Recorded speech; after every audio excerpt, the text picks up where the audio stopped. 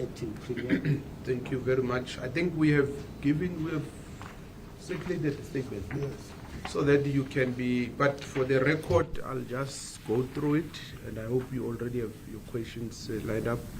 So we will start by greeting all of you and thanking you for coming through in this festive season when everybody is on a holiday.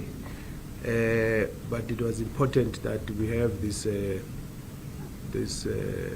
briefing. So, as you remember, on the 9th of December 2024, the Gauteng provincial government held a media briefing to provide an update on the registration of Spaza shops in the province. The aim of the briefing was to communicate the work that the province has done so far in responding to the directive issued by President Cyril Ramaphosa on 15 November 2024, in which he announced measures needed to be taken to address the recurring foodborne illnesses that have claimed the lives of numerous children and led to the hospitalization of many more across South Africa. And among the key interventions that the President proposed was that Spaza shops and food handling facilities that are operating in the country must be registered with their respective municipalities within 21 days, and that those not registered within this period and not meeting all health standards and requirements must be closed. In the said briefing by the province, we outlined the outreach program that was undertaken to assist Spaza shops in the application process leading to registration. At the time of the briefing, about 15,000 shops had been reached by the program, a number that has since increased to just over 25,000. Today, we wish to give further updates on the quantitative and qualitative leaps that have been made in the last 10 days. As a starting point, the Gauteng provincial government wishes to extend its deepest and sincerest gratitude to all institutions of government and law enforcement that have been involved in the Spaza Shop registration process. This undertaking took place with strict instructions that necessitated urgent and immediate action, and the province has risen to the occasion in the most professional and efficient way. We also wish to extend our gratitude to Spaza shop owners for their efforts in ensuring a smooth application process. They have had to organize documents and at times mobilize resources for the payment of business licenses and permits at a moment's notice. And thousands have done this, as this update will demonstrate. 10 days ago, the number of Spaza shops that had been issued with application forms was 13,616. This has increased by over 7,000 and now sits at 21,172. Of this number, 10,389 application forms have been submitted across all municipalities in Gauteng. At our first media briefing, the number of applications that had been returned owing to missing documentation stood at 1,916. Since then, the number of applications received has increased, leading to corresponding increase in the number of returned applications, which now stands at 2,677. The number of applications from non-South Africans presently stands at 2,818, an increase of 213 since the last update. This indicates that more Spaza shops are complying with the President's directive, a positive sign that the program and interventions that have been instituted by the Gauteng provincial government are working. A key issue that was previously noted related to challenges that Spaza shop owners faced in terms of receiving certain approvals from local municipalities Progress in this regard is continuing. An example of this can be gleaned in the city of Ekurhuleni, where, as of today, 23 businesses licenses have been issued. Approval of land use applications have also been expedited, with 93 of these applications approved in the city of Johannesburg alone. In the same municipality, 617 certificates of acceptance have been issued. A reconciled figure for all municipalities will be communicated in due course. Issues of compliance have plagued the Spaza Shop registration process, with challenges relating to zoning being at the core. A lot of structures were built without zoning provisions and consent use, with some of the structures having been built on critical municipal infrastructure such as water pipes. This is a serious issue that has significant implications not only for spatial and economic development in the province, but for the safety of our communities as well. Municipalities have been encouraged to issue notices of correction to the owners. In some instances, such as where structures are erected on critical infrastructure, there will be a need for demolition in order to protect this critical infrastructure that serves communities. In such cases, demolition will only proceed where regularization cannot be achieved. It is important to state that our approach to this matter is developmental. This means that demolishing structures is our last resort, as we recognize the financial and economic implications of such interventions. The Gauteng provincial government will only opt for this resort when there is absolutely no possibility for regularization, and where the cost of keeping the structures far outweighs the benefits for communities in the immediate and the long term. In some cases, the main challenge is that township proclamation is not yet completed.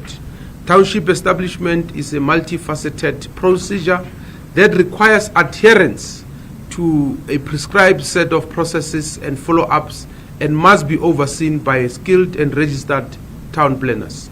It also requires coordination with other disciplines, including geologists, land surveyors, civil and electrical engineers, etc. Various assessments must be conducted, including but not limited to environmental impact assessments and traffic impact assessments.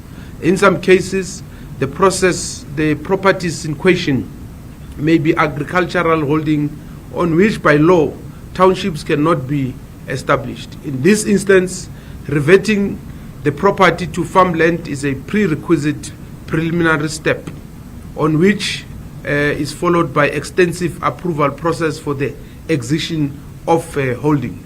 This generally takes at least 2 months.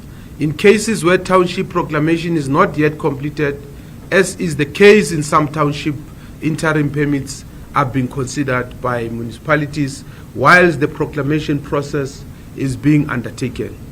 While inroads are being made to deal with some of these systematic challenges, we deem it important that we communicate critical factors at play. On average, it takes between 28 days to 2 months to comply with land use, building and building control, and environmental health requirements, including the obtaining of a certificate of acceptability. As indicated, progress is being made in the issuing of this documentation by municipalities, but it is a process that cannot be rushed, as it is fundamental to ensure sustainability in compliance and safety.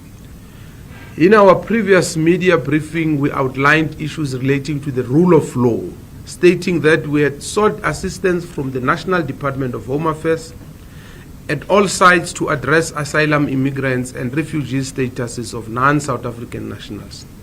The aim of this is to eradicate the submission of false documentation for Spaza Shop application and regularization and registrations. Additionally, we emphasized the importance of non-South Africans adhering to the established laws of the country which include that they must have documentation in the form of valid business or work visas as well as resident permits. This is non-negotiable and remains a strict requirement for doing business in the Gauteng province and South Africa in general. The intensification of law enforcement across all municipalities remains a priority. This is to ensure that only compliant Spaza shops are allowed to operate. Currently, 541 Spaza shops have been closed for non-compliance. These establishments will not be opened or allowed to operate until such time they meet all compliance requirements as stated. There are currently 437 environmental health practitioners operating in the province, whose role is to ensure that the health and related inspections are conducted speedily. The Gauteng provincial government has undertaken to strive to increase the capacity of these practitioners with the aim of ensuring that inspections are done continuously. In addition to this, municipalities will be continuing with inspections and the monitoring of compliance throughout the festive season and beyond. The provincial government is supporting municipalities to benchmark and adopt a Spaza shop policy based on the existing policy of the City of Ekurhuleni Metropolitan Municipality. The purpose of the said policy is to regulate and control the operation of Spaza shops within the municipal jurisdiction, and in particular to ensure compliance with safety and health requirements, as well as to provide the proper establishment of Spaza shops and the application process thereof. By adopting such policy, municipalities will have a structured support program including education and training, regular inspections, awareness campaigns, as well as access to resources in a sustainable and inclusive manner. The best interests of South African communities are a key priority of the Gauteng provincial government. Ensuring the economic empowerment, well-being, health and prosperity of South Africans is our primary intention. While we are deeply committed to growing the provincial economy, we are even more committed to ensuring that such growth is inclusive and sustainable, and that it does not exclude or marginalize citizens of our country. Our insistence on compliance is based on the objective of building an economy that grows in the hands of South African communities, and this requires strict adherence to the law, which not only protects but also empowers citizens. The provincial government is alive to the difficulties that South Africans are facing in this difficult economic environment and recognizes that supporting and empowering them is non-negotiable. It is for this reason that the Spaza Shop registration process is being simultaneously instituted alongside interventions such as imbizos with township property owners across all regions of the province. The Gauteng provincial government will continue to prioritize the development of interventions that seeks to bring locals into the township economy, anchoring this on the principles of redress and affirmative community development. On the 18th of December 2024, the Minister of Cooperative Governance and Traditional Affairs, Honorable Velinkosi Hlabisa, announced that the national government has resolved to extend the registration deadline for Spaza shops and food handling outlets to the 28th of February 2025.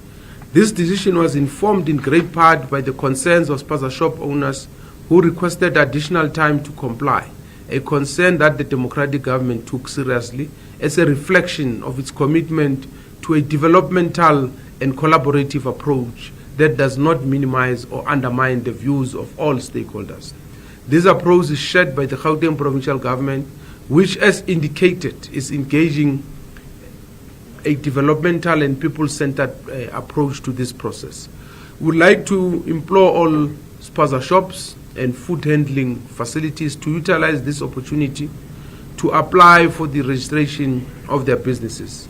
This extension should not be seen as a time for relaxation, but as an opportunity to ensure that all necessary compliance is done. This includes the obtaining of the necessary health and environmental certificates, as well as other necessary documents that will ensure compliance with the process. For the Gauteng provincial government, this extension is also an opportunity to expedite the processes underway in municipalities including but not limited to the drafting and adoption of the Spaza Shop policy previously outlined.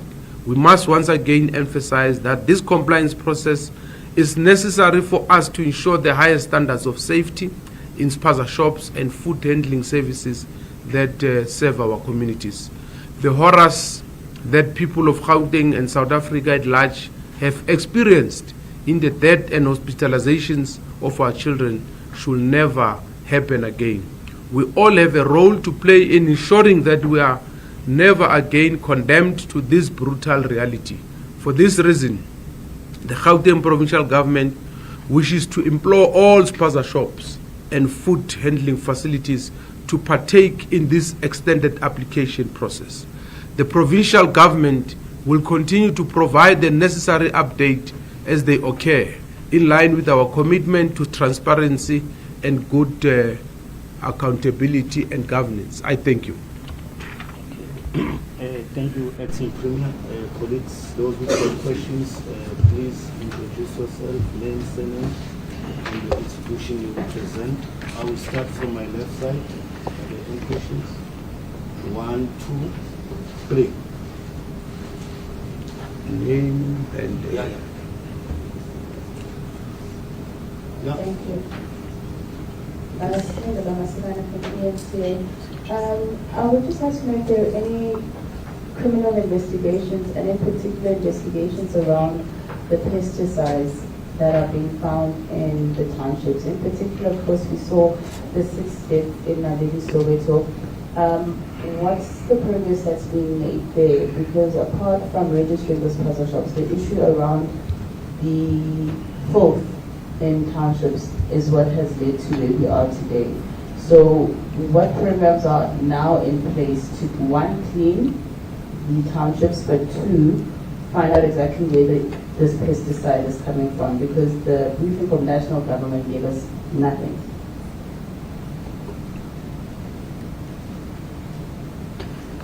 Thank you from Inasitu Kazin. I just want to find out where is the list of all Spaza shops. Steven Siakwe from Mapepes and News Media.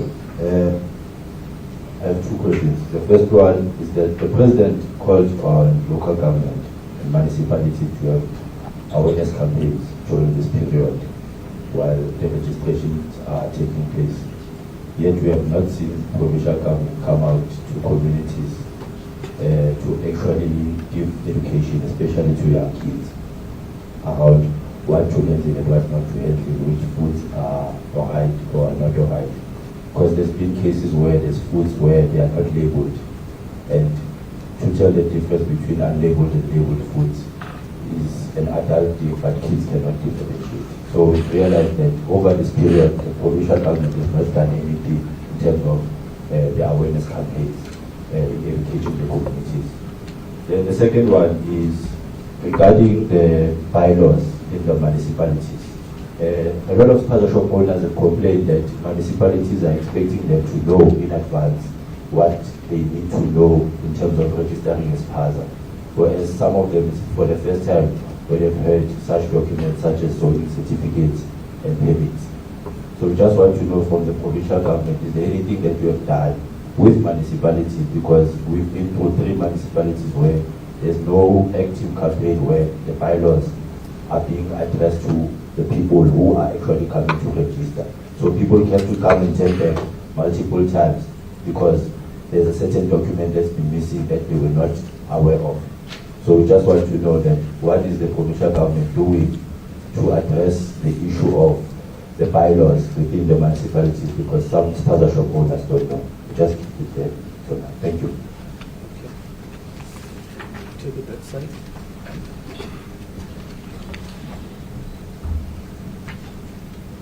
Sina Gori, SABC News.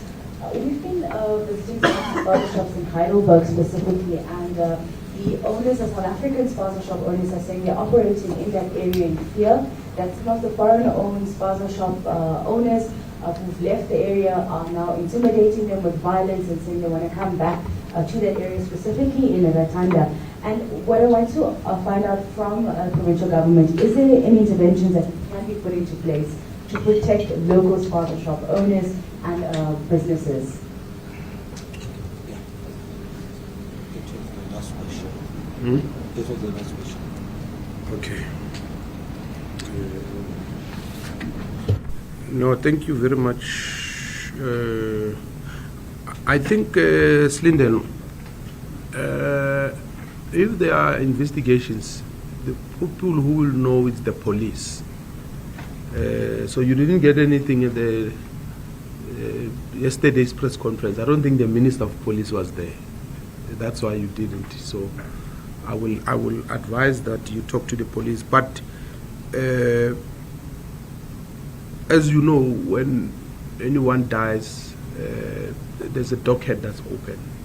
So obviously there's investigation continuing. You might just have to ask the police for the case number and how far is the investigations, and we hope that the matter has been treated with the seriousness that it deserves, and we don't just make noise when the matter is new and after some time we forget, because we are talking about the lives of children here and it should not be taken for granted. And I'm glad you have asked that question, and I think it's a question that all of us must ask perpetually and demand answers, so that people must know that if life is lost, we will definitely pay attention and deploy resources to ensure that is done.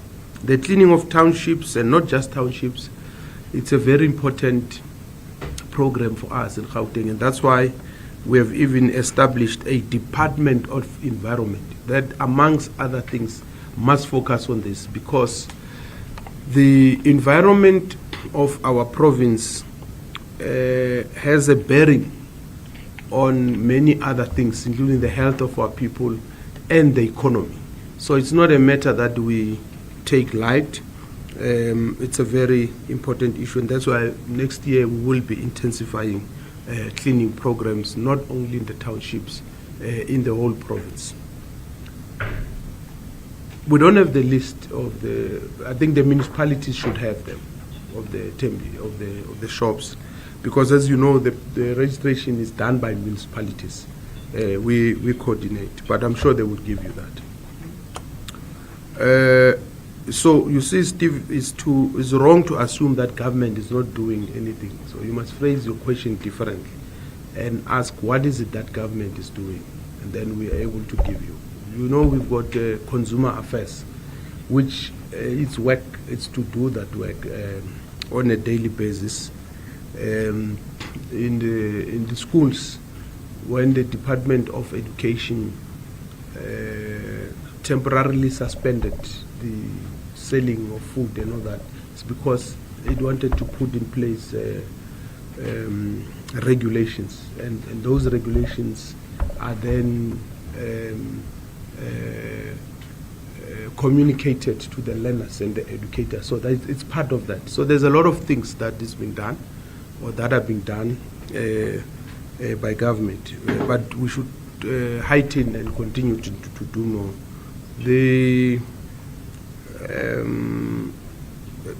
You know, I think it's wrong for businesses to think that it's only the responsibility of government to tell them about their bylaws. It's also their responsibility to know bylaws. By the way, in law, Stephen, in law, not knowing the law does not justify committing a crime. It's in law. So, as a scholar of law, I can tell you that. So, they must then make sure that they also learn and understand the bylaws. And I agree that the municipalities also have a responsibility to help them with that. And maybe MMC, you would want to say something on that issue of bylaws and the education of the issue of South Africans who are operating in fear if there are South Africans who have been intimidated, can they please bring the matter to our attention? And we will definitely, because as a government, we will protect our citizens against criminality. And we've got that duty, and we will do it. If it means we must deploy more resources to protect our citizens, we will do that. And that's why we would want that information. And you are saying in the Ratanda area, we would like them to give us, and it will be good if they know who are those people, so that the police must act decisively on those people. Thank you. MMC, do you want to add? I'm sure this. Yeah. Thanks, MMC, and good morning to all the viewers and the media. Yes, with regard to the bylaws, from the City of Tshwane, I'm going to speak on behalf of the City of Tshwane. We do have the bylaws, so it's not a new thing that we don't have bylaws. We have them, but what we're doing currently, we are reviewing our bylaws. We're calling them informal traders, and we add that part of township economy, because we realize that township is not being given that much attention. That's why we are reviewing those bylaws to include that. But as far as the issue of going out there, or the outreach program, as the City of Tshwane, I think we are doing our best under the circumstances. For example, we've got what we call our Reaspana programs. We've got what we call, it's driven by the MEC, Kondisa Ishishini Lakho, Lukisa Business Yahaho. When we go out there, we make sure that we educate the whole community, and also going through the social media. We go to radios, we also publish our media statement. So I think basically under the circumstances, we are just doing our best, but we're not saying we're not doing good enough, but we're going to continue communicating to the communities, because we are of the view that community has to be updated or be educated all the time. So that's exactly what you're doing, and we're going to continue doing that. And we're doing the same with education. When we go out to those outreach programs, we also communicate to the kids, to the communities out there. So basically we are doing that, but it's true that what the MEC is saying, that we should also, the communities should also come up to help us to work together, so that we can be able to take our city and our country forward. Thank you. Thank you. Okay. This is the last round, yeah? 1, 2. Okay. Number 1. This the last one, my part, ABC. Are you able to give us the cost of this registration process for this Spaza Shop owner? Just a breakdown on what's involved, numbers-wise, and whether or not there's any extra cost that government is incurring with this process. Thank you.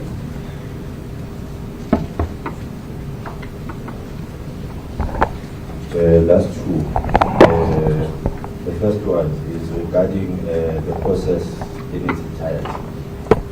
Just want to find out if the department or national government or provincial government is open to the suggestion of using the process that is used by the Gauteng MEC Board and the Gauteng Liquor Board, where each and every outlet is properly zoned in places where they're supposed to do business, and they adhere to also complying first time, because when they register, they already comply with every requirement that is needed by the Liquor Board. Just want to find out if government is open to exercising or exploring that idea of using the same process, because when you register a liquor outlet, those outlets are very compliant and they very adhere to all the legal requirements, including zoning, including making sure that the permits of building are right, and also making sure that the spaces are not between public amenities. So at this moment, we're seeing that all this registration process is taking place. It's fine. However, I come from a township where there's a mushroom of too many Spaza shops in one area. I understand. So if you can explore an area like Ratan and Hadlibek, 10 years ago, they had an intervention by the local business forum where the Ethiopian community was stopped to build too many shops. They had almost 4 shops per street. And in such cases, when we allow registrations to take place prematurely as they are taking place, we forget that there can be too many Spaza shops in one area. And that will impact the economic of the area where people have just registered and they are open and they need support from government, but now the operations cannot take place because there's too many Spaza shops in a concentrated area, or there's too much there's a rich place where there's a lot of businesses only in one area, and in other areas there's a lack. Just want to find out if they can explore that idea. And then lastly, we just want to find out, as you spoke in the last briefing, that all foreign nationals, especially foreign businesses, are required to contribute a minimum of 5 million rand in order for them to operate the business in South Africa. We haven't seen anything from government when it comes to how much foreign nationals have contributed in total, and if that money is going to be contributed into the whole Spaza Shop fund that has been established by the president. Just want to find out from you guys that how much is Gauteng collected for foreign nationals, and if that number is available, is that amount going to be contributed into national fiscus via the Spaza Shop fund? Thank you. Sorry, ABC, just last one. On the point of the demolitions, what critical infrastructure were you referring to that's Spaza shops are built on? Thank you.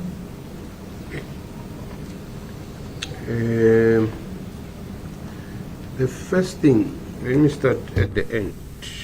No, let me start with Stephen. Foreign nationals don't have to give government money. So we've not collected any money. We don't have to collect money.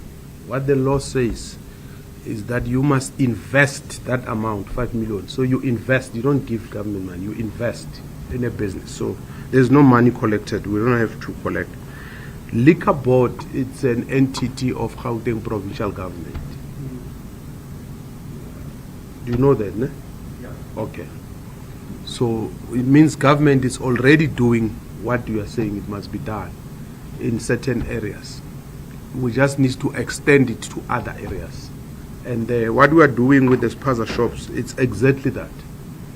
And that's why when you read the statement, I'm speaking about zoning and all that. Whether there's 20 Spaza shops, 100 in a shop, in a place, it's not illegal. If they can make profit, it's good for them. But economically, it doesn't make sense to have 20. But it can be illegal, especially if all those Spaza shops are in a properly zoned area. The most important thing is to ensure that they are properly zoned. And we've got a reliable database that can be used by government to plan as well. So what the Liquor Board is doing, we are doing exactly that. The cost for the Spaza shop owners and whether we are incurring any extra cost. I think let me start with the first part of the question. There is a requirement, a required fee that Spaza shops or any business person must pay when they apply. But it varies from one municipality to the next. And I think, if I'm not mistaken, depending on the type of businesses, it's 150, 200 rands, 1,000, 7,000, 15,000. So it differs as well on the type of application you are submitting. But it varies from municipality to municipality. Yes, of course, there are costs incurred by government, especially the municipalities. And though I might not be able to quantify that now, because we had to put extra resources, human resource, material resources, for this process. So, and municipalities will continue to incur extra costs. when we do these outreach programs, we also incur extra costs because in certain instances it's overtime and all that. So there are costs involved for both the government and the entrepreneurs. On the critical infrastructure, as I was saying, things like pipes, water pipes. So you find people having built on top of water pipes. You find people build below the electrical infrastructure, which is also dangerous for them and all that. So that's why we're saying in such instances we will not negotiate, because it's also in the best interest of the business person that we safeguard them, and we will definitely have to demolish. Yeah. Is there anything?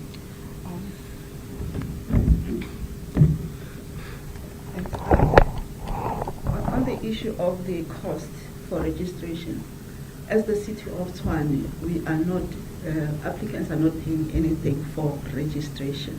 The only time that we will start paying is after we've assessed those applications and start with the issuing of the licensing.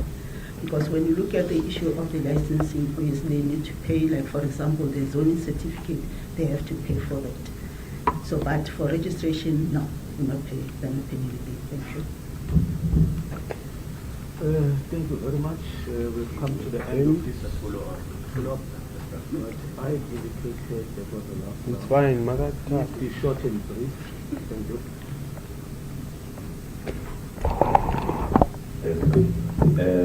Regarding the work in the health practitioners and inspectors in Gauteng, Mapepeza recently published a video on social media where fake health inspectors were caught in Highfield.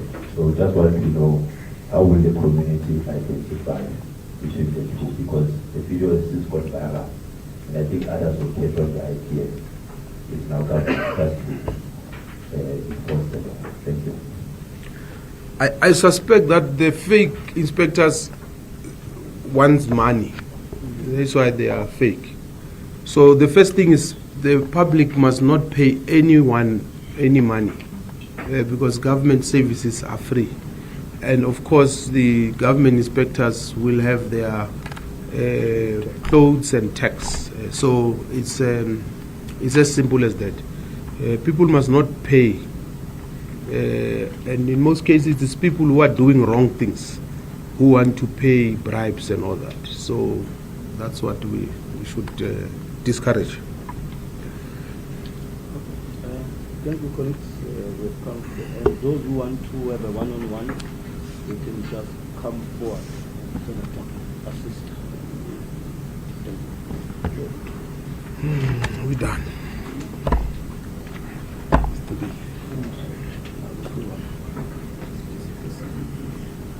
Then sizamnika isisudumezo voluntary. You didn't record that. Eh? What is this? Is your voice recording? Yeah, your phone, yeah. How are you? Good, how are you? Fine. Can we do a one-on-one top of the hour?